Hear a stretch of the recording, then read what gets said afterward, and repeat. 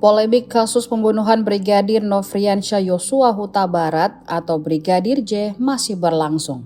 Terbaru, masyarakat ramai-ramai protes karena tuntutan Jaksa Penuntut Umum atau JPU kepada seluruh terdakwa. Untuk Ferdy Sambo, tuntutan seumur hidup dinilai sudah sesuai, namun tidak untuk yang lainnya.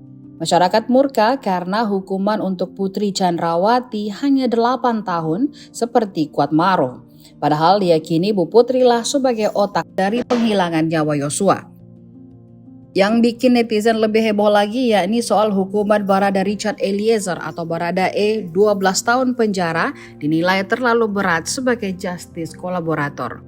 Baradae lah yang mengungkapkan skenario Sambo hingga penyebab sebenarnya Yosua ditangkap terungkap ke publik. Saking kecewanya, netizen sampai menyerbu Presiden Jokowi di akun Instagramnya beberapa waktu lalu.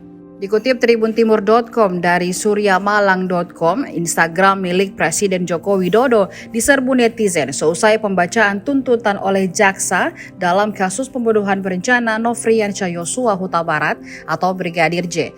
Reaksi kekecewaan dari warganet ini memenuhi unggahan Instagram @jokowi pada Rabu 18 Januari 2023. Dalam unggahan Jokowi yang sedang berfoto bersama Menteri Pertahanan RI Prabowo Subianto tersebut, warganet ramai menuntut keadilan terkait kasus pembunuhan berencana Brigadir J.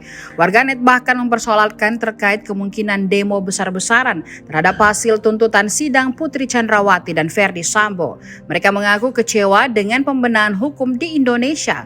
Warganet menuding Presiden Jokowi hanya sibuk dengan hal lain dan mengabaikan perbaikan hukum.